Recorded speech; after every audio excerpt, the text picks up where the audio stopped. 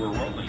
Hi, Chef Willem's back again with carrot cake at Sullivan University in Louisville, Kentucky. I'm going to turn you loose here in a minute, and you're going to go get a turntable. And when you get that turntable, make sure you pick it up by the base. If you do not, that's what's going to happen. Now, sometimes it'll actually stick until you get about right here. And if your foot happens to be where this lands, you're probably going to lose your foot for a little while. It's going to break a bone in it. That's cast iron, and it's quite heavy. And that edge hitting your toe or hitting the arch of your foot, that's not going to be good. So be careful you grab it.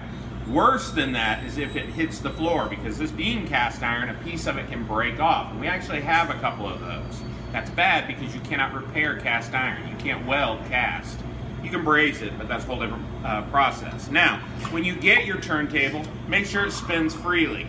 That little bit of shudder I'm not worried about, but I want to make sure it turns freely. If it does not, what you never, ever, ever do is use vegetable oil on it. No Vegeline, no vegetable oil, no olive oil, nothing.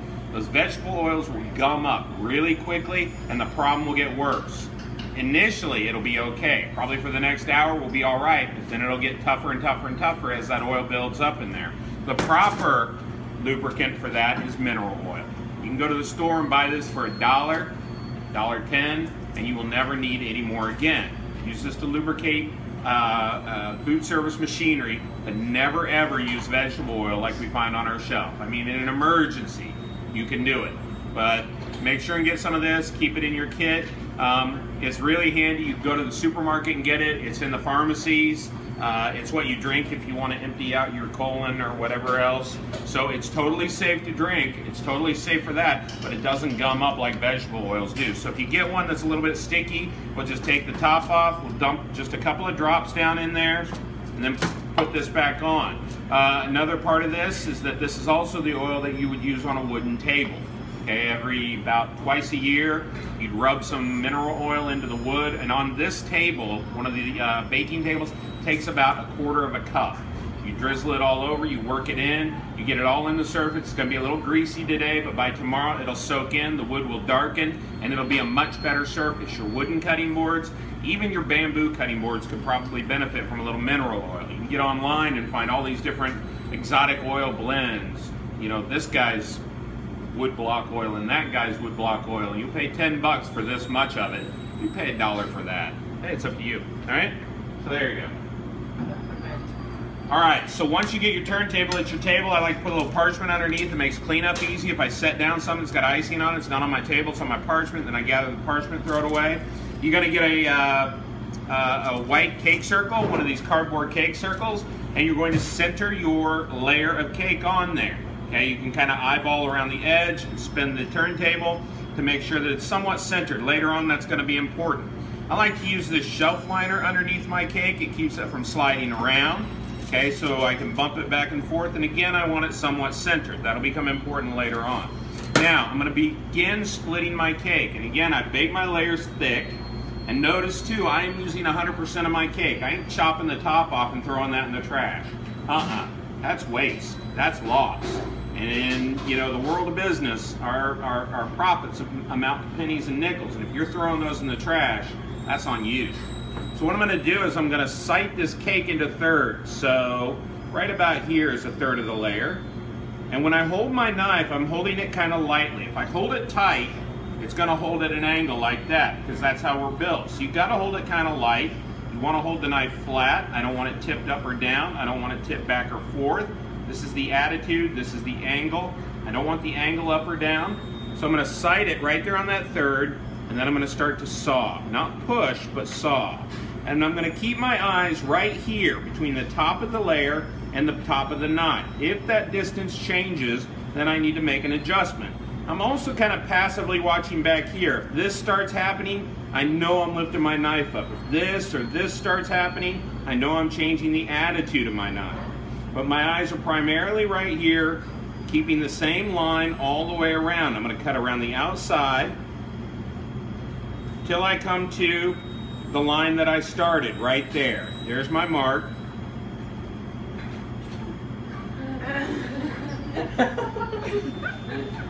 There's my mark. So I'm going to match that mark, and I'm going to continue the cut into that mark until I feel my knife come loose. Now on a softer cake, like the golden chiffon, I might want to slip a cake board under there and pull that off. But this is carrot cake. It's pretty durable. It's not going to need it. I'm just going to grab that bad boy and set him down right there. Got a pretty flat top. I've changed my angle a little bit, but it's workable. Now I got to split that in half. So I'm going to cut 3 layers. So I'm going to find half. And the same process begins all over. My eyes are in the same place. I'm watching what's going on back here peripherally, especially over there what's going on with Alana, who's flirting with somebody out in the bakery. And I come back to the line. It's okay. Hey, I'm not getting into your business. All the way around. And again. Huh? All right, now I'm ready to start icing, but it might be a good idea to go ahead and get these crumbs off of here. I don't like to work with crumbs on my turntable. When I have crumbs on my turntable, they end up in my finished product. I'm not looking for that. I don't mind here so much. All right, so here's the method. Okay, I'm gonna pull some icing, put it right in the middle. I'm gonna use the first 3 inches of the blade, and I'm gonna force the icing around. So the motion is kind of a waving motion. As I get to the end, I force it forward. Notice I never go beyond the icing. If I do that and come back, I can peel up crumbs, and I don't want to do that. I want to not do that at all. I want to start practicing that right now. Bring as much as you need to do the job. I do not want to go right to the edge. I want to come just short of the edge of the layer so that I can sight that next layer on. A little bit more. Now, how much icing? Well, everybody's a little bit different about that. I like to say about half as much frosting or icing, as the case may be, as you have cake, because frosting is about twice as sweet as the cake. So if you put as much frosting as you have cake, it's going to be overpowering. So I'm going to look at that layer. And to do that, I'm going to get down here and I'm going to say, yeah, that's about half as much. I'm also looking at how flat that is. If I begin to build a tilted cake right now, as it comes up, it's only going to get more tilted. So I got to make sure that cake stays flat. And I can only do that down here. I cannot tell that very well up here, okay? So then the next layer goes on. Pick this up, and since I can see the edges, that's easy enough. All I have to do is layer it along, sight the line right down it, all the way around so that it matches, and then I'll just take my hand and I'll gently press, just so that it seals to that icing, okay? There's that hump that I made. Gonna kill me. It's all right, icing fixes a lot of things. And we're back with the big chunk of icing. Right in the center. Put a little more this time. Start with a little more anyway. Okay. Tammy's over there wondering if I'm going to leave her any icing. And I'm pressing it around. And again, that motion, I move kind of fast, but that's just because I've done this a lot. I'm just going forward, and as I get to the end of my motion, I push the spatula down and around. Stop. What's up? Is this cake too small for an easy icer? Easy icer? What's that? You know, like the thing where this it looks like a tip, but it's Oh, yeah. No. You can do that, but then you got the bag and the icing and, you know, yeah, that's something that people use. I've seen them use them on the sides. I've never seen anybody fill with one of those, but I suppose you could.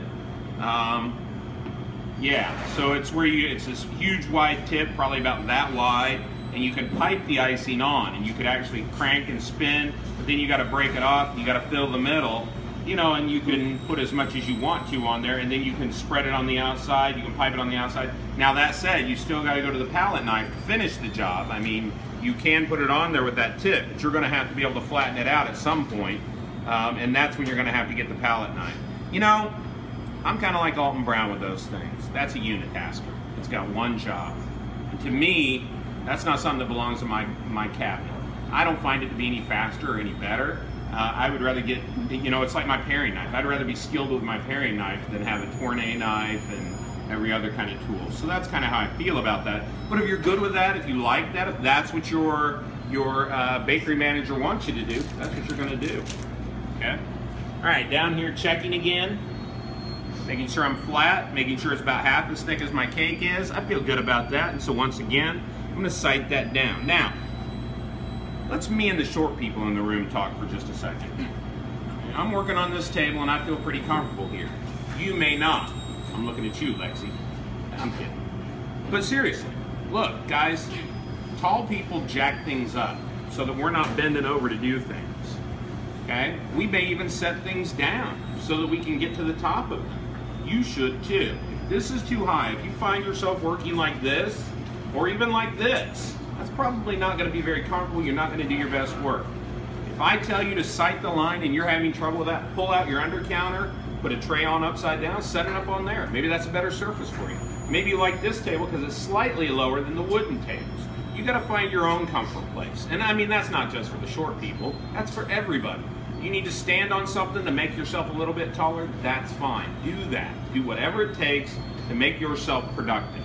Okay? So make your accommodation whatever it is. Tall people, put something underneath. If this is too short, put a bin underneath it. Set it up on your scale and work on it. Do something to make it a little more accessible to you. Okay? So now I look at my cake, it looks pretty good. If I had any high spots, this would be a good place for cake CPR, where I'm going to touch, touch, touch. Not really push, but just a light touch to flatten it out. Yeah. Could you use a cake circle like Chef Spenlow did in his video? You could, yeah. I don't do that. I don't see the need. I mean, if I look at that, that's pretty flat, and it's not so unflat that icing isn't going to fix it. So, yeah, you can put a cake circle on there and press, but I'm not going to press so hard that icing starts to come out. That's not what I'm after. I'm going to fill those gaps. Don't worry about that. So I'm not really after that. All right, so now it's time for the real work to begin. Later on, I'll show you how to crumb coat, but it's not necessary here. What you need to do here is bring a little bit of icing to the party. Yeah, you want to put a pile on there. And it looks like a lot, but I'm probably going to end up adding more.